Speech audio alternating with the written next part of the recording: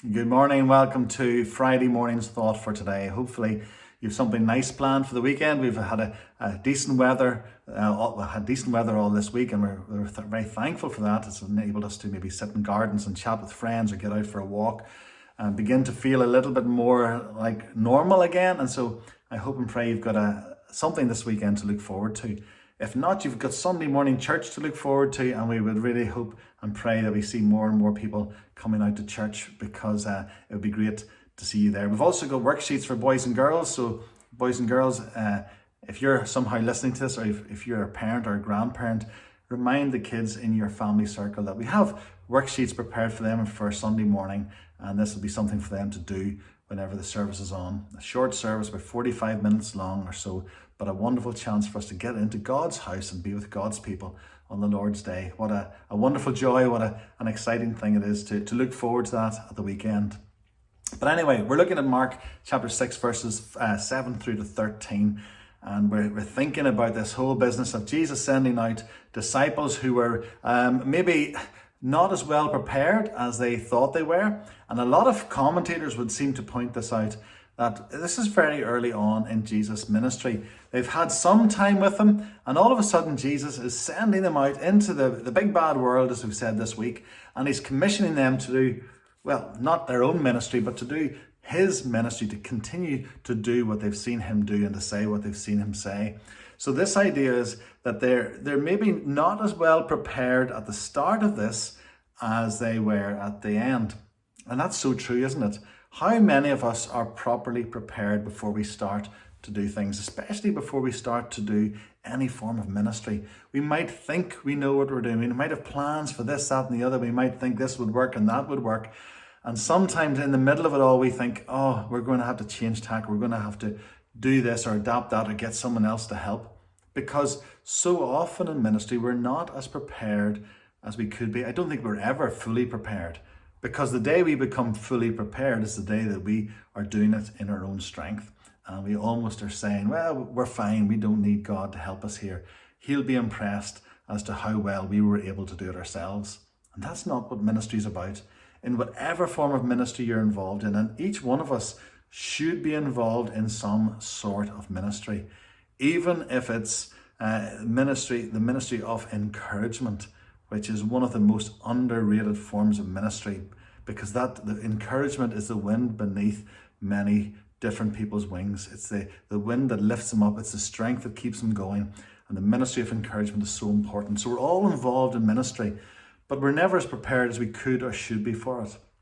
And so we need to rely on the Lord.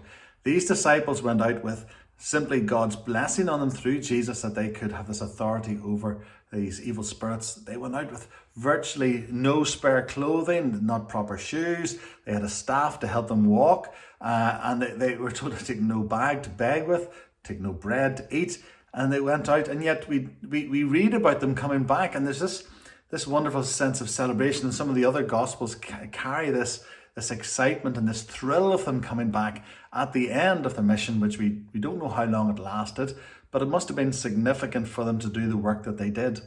And so they come back showing and telling stories of what happened because of how God blessed them. And it's wonderful to think that we cannot be too prepared. If we go out, if we are too prepared in our own strength, God will humble us.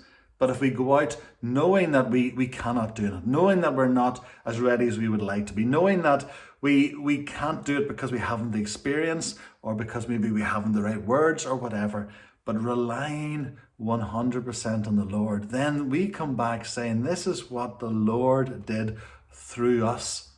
Which is a very different story from us coming back and saying, well, we did this and we did that, and we were able to see this happen and that happen.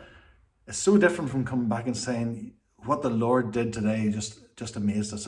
It blew our socks off. It was just incredible to see how the Lord changed this person's mind, how the Lord provided this, how the Lord opened this door.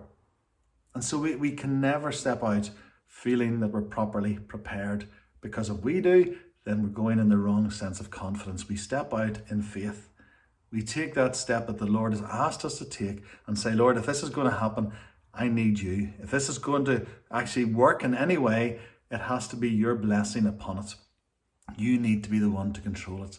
And of course, the Lord's more than happy to do that because he wants to receive the glory from what happens in our lives. And we should be wanting God to be glorified in how we live our lives and how we serve him.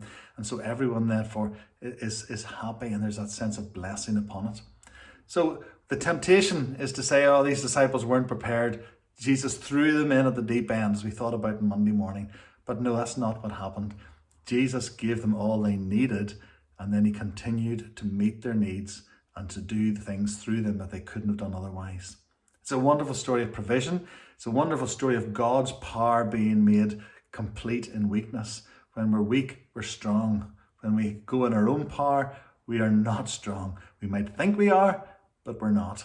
So the wonderful thought is for today that when we are weak, we have incredible strength because we rely upon the Lord 100%, and he gets the glory.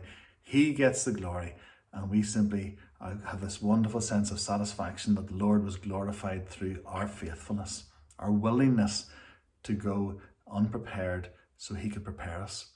And that's life. There never comes a time when we're fully prepared. There never comes a time when we are completely ready to go and to do the work. I know so many occasions when friends have said to me, I got up in the pulpit and I looked at my notes and I started saying something that I hadn't prepared to say, but yet I knew what God had laid upon my heart to say that day. All our preparation, if it's not committed to the work of the Holy Spirit in our lives, is really for nothing, because we're doing it in our own strength and our own confidence. So there's our thought for Friday. We've had some fairly heavy teaching this week. Thank you for staying with me. Continue to follow this wonderful story we're following of Jesus through Mark's Gospel. And God willing, we'll see you on Sunday morning. Have a good weekend. God bless.